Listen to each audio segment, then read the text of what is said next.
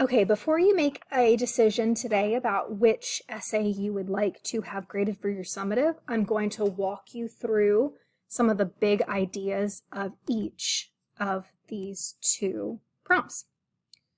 If you did a makeup prompt, then obviously one of these videos is not applicable to you. Sorry. Okay, so for this first one that you all did on Monday, I'm going to go through the context, and then I will quickly go through the actual text and try to help you figure out the rhetorical situation surrounding this piece. So, me as a reader, an analyst, when I read this on Monday with you all, I had to read the context twice. I wish you could see the page that I have sitting in front of me. My thing is marked up with purple pen, of course, marked up like crazy. I read the context twice. First time I read it to figure out what was going on. The second time I read it is when I started marking it up. Same thing with the text. I actually read this text 2 times. That means you should be reading it at least 2 times also. So let's look at this context. It says in 1930, Gandhi led a nonviolent march in India protesting Britain's colonial monopoly on the taxation of an essential resource, salt. If you are a junior in this class, then AP Lang aligns really nicely with U.S. history. So you have probably learned about the Salt March already.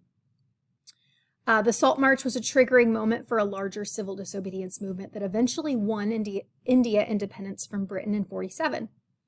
Shortly before, keyword, before the Salt March, Gandhi, speaker, had written to Lord Irwin, audience, the representative of the British Crown in India.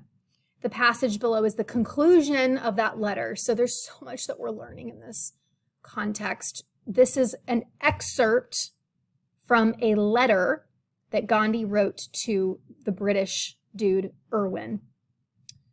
And then it asks you to analyze the choices he made to present his case. So in this particular prompt, we don't have any clues about message or purpose in the prompt wording, but there's so many hints here in the context, in the prompt.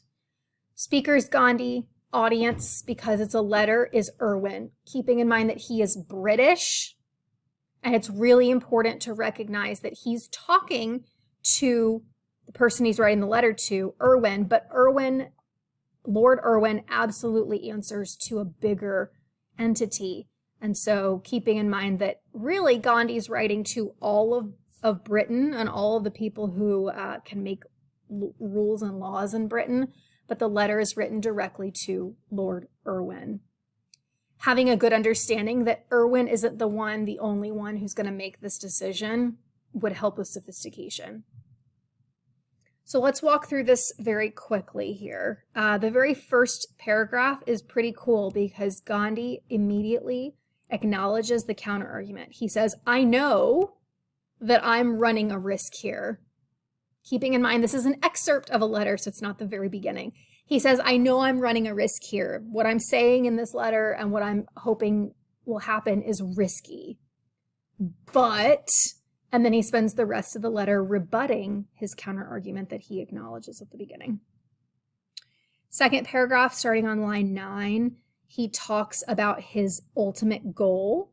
And his goal here is to use nonviolence to make them see, the British, the wrong they have done to India.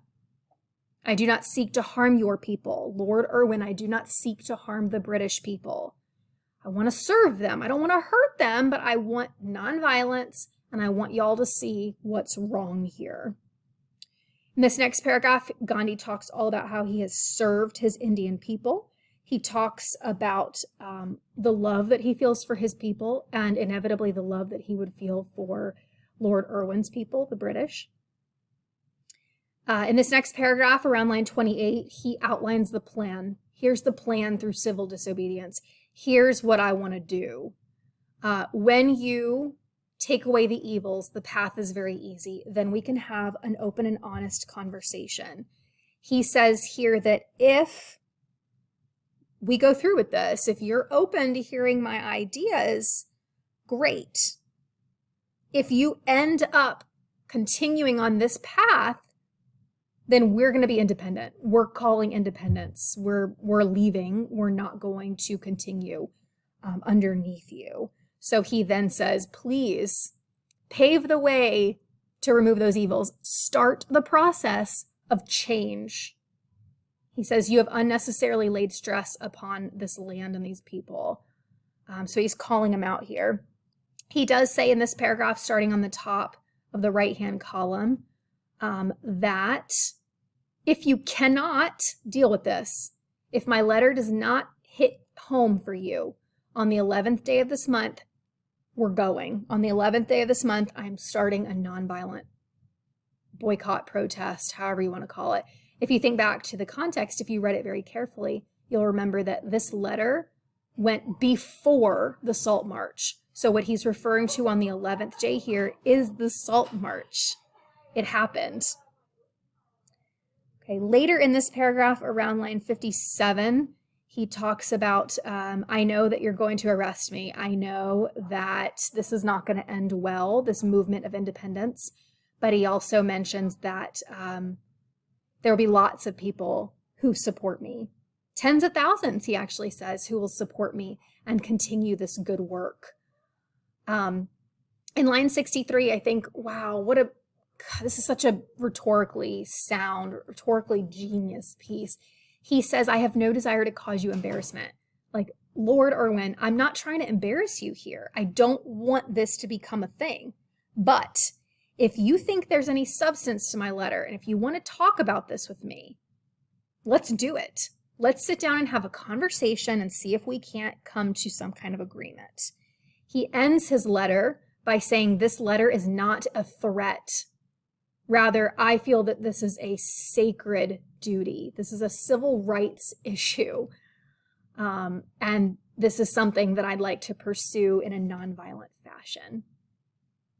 Okay, so I just walked you through the text.